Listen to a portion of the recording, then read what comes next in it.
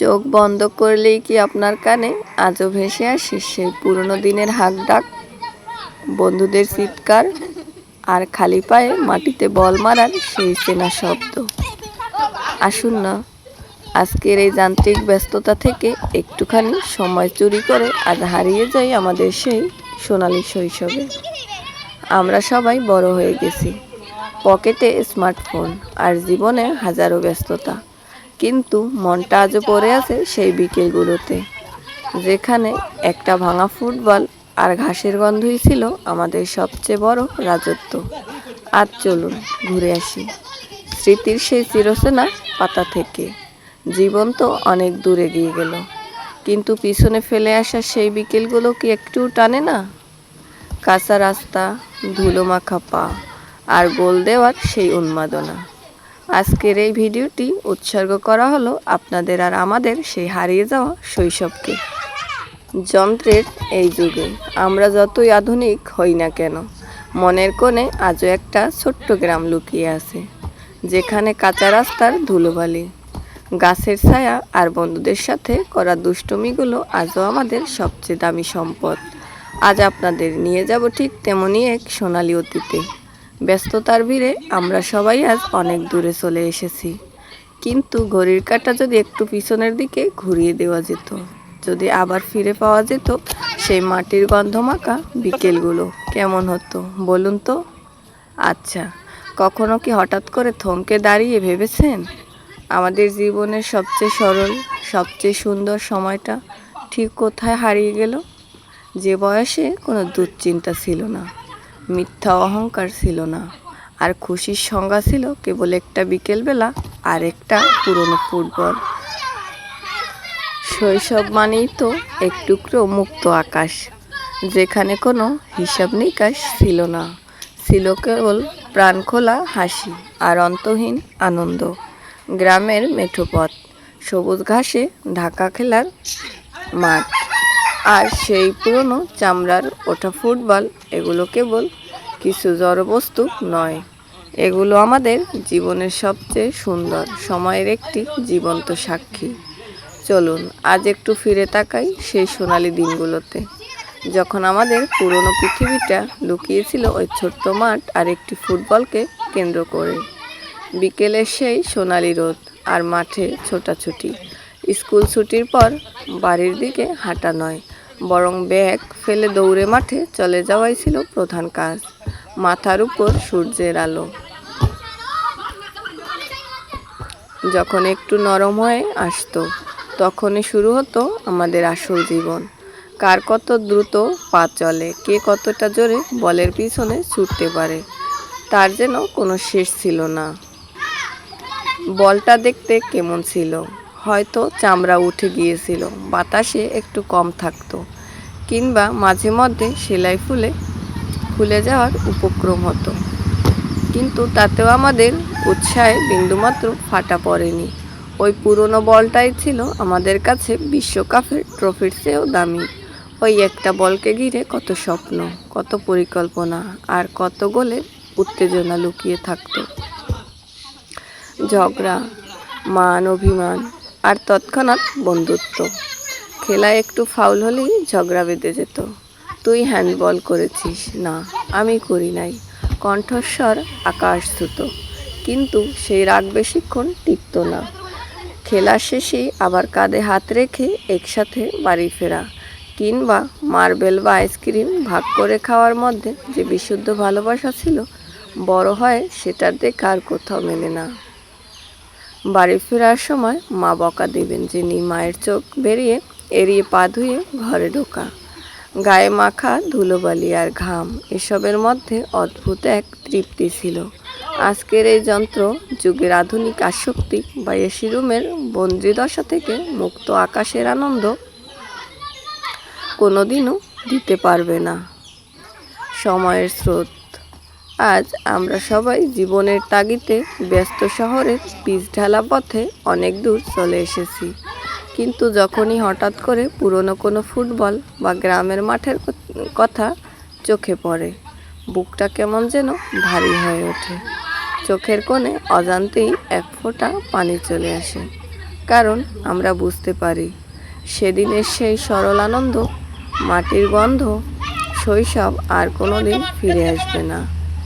শৈশব হয়তো আজ শুধুই স্মৃতি, কিন্তু ওই মাঠ, পুরনো ফুটবল আর আমাদের সেই বন্ধুরা আজও আমাদের মনের গহীনে চিরসবুজ হয়ে বেঁচে আছে।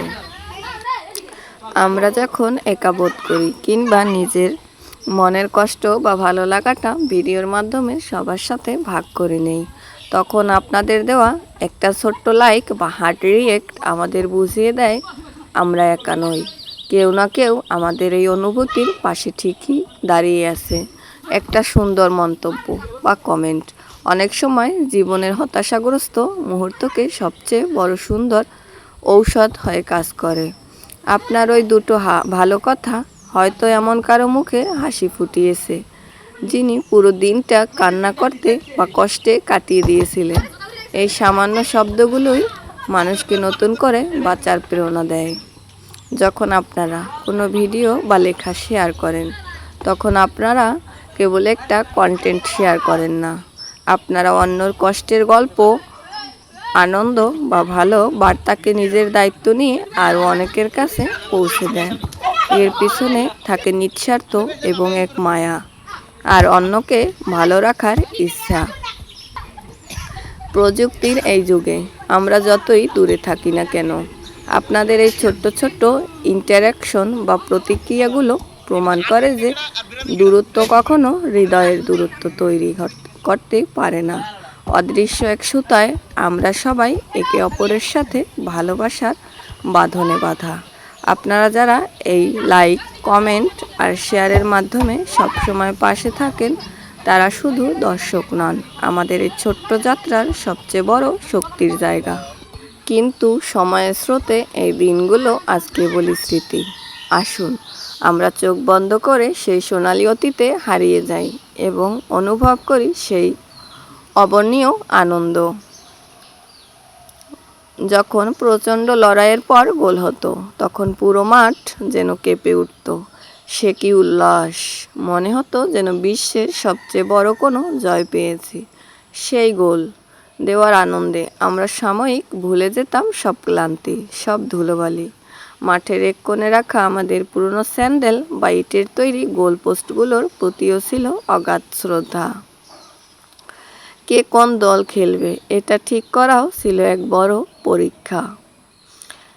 সেরা খেলোয়াড়দের বেছে নেওয়ার জন্য চলতো নানা যুক্তি তর্ক, লটারি বা জোর বিজোর পদ্ধতিও চলতো টান টান উত্তেজনা।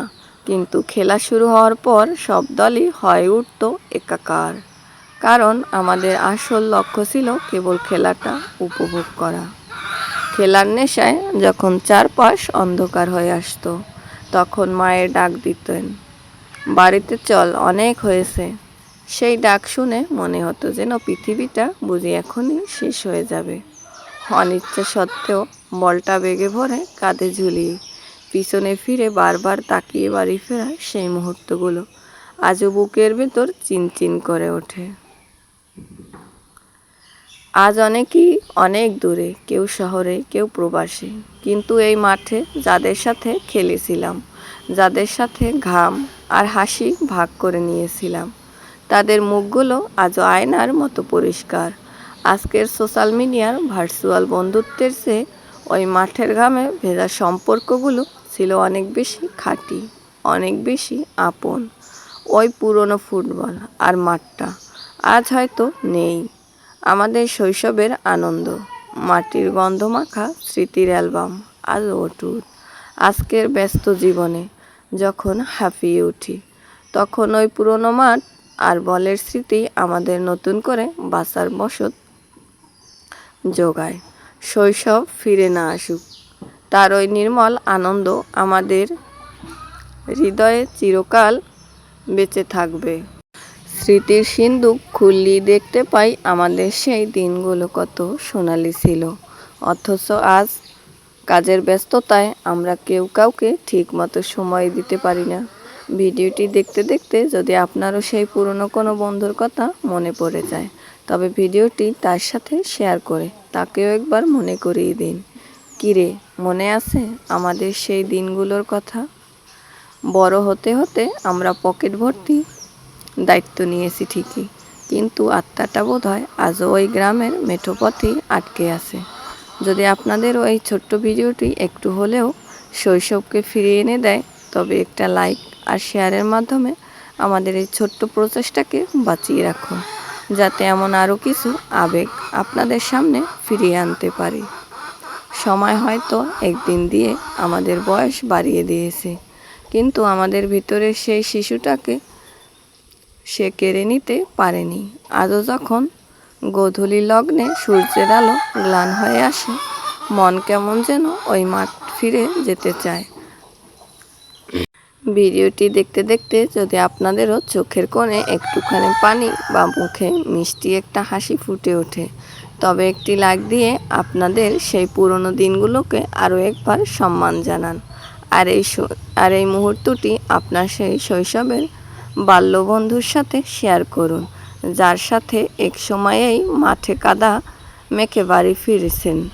হতে পারে আপনার সেই ছোট্ট যোগাযোগটি তার আজকের দিনটাকে সুন্দর করে তুলবে।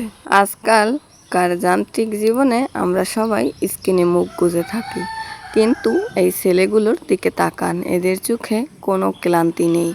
একটানা ফুটবল খেলে শরীর ক্লান্ত হলেও মনটা তৃপ্ত। আমরা যখনই বড় হই তখন অনেক কিছু হারিয়ে ফেলি। সেই হারিয়ে যাওয়া জিনিসের তালিকায় সবচেয়ে উপরে থাকে নিঃস্বার্থ আনন্দ। এই ভিডিওটি আমি শুধু তাদের খেলার দৃশ্য রেকর্ড করার জন্য তৈরি করিনি। আমি চেয়েছি সেই হারিয়ে যাওয়া আনন্দটা আপনাদের সবার মাঝে আরেকবার ফিরিয়ে আনতে। বন্ধুর সংজ্ঞা আসলে কি? সে সুখে দুঃখে পাশে থাকে, হ্যাঁ সেই তো বটে, কিন্তু যে তোমার আমার সাথে বিকেলের পরন্ত রোদে ফুটবল খেলে, গোল না করতে পারলেও পিঠে চাপড়ে দেয়, আর খেলার শেষে একসাথে ক্লান্ত হয়ে ঘাসের উপর বসে পড়ে। এটাই তো বন্ধুত্বের আসল সংজ্ঞা। আমরা যখন গোল দেই তখন কেবল একজন খেলোয়াড় আনন্দ করে না, পুরো দল একসাথে উল্লাস করে। এই একতাটা আমাদের বড় হয়েও খুব দরকার। সবাই খুব ভালো থাকবেন, আর এমন আরও মন ছোঁয়া গল্প ও স্মৃতির ভাণ্ডার নিয়ে খুব শীঘ্রই আবার দেখা হবে। সবাই ভালো থাকবেন, সুস্থ থাকবেন। আল্লাহ হাফেজ।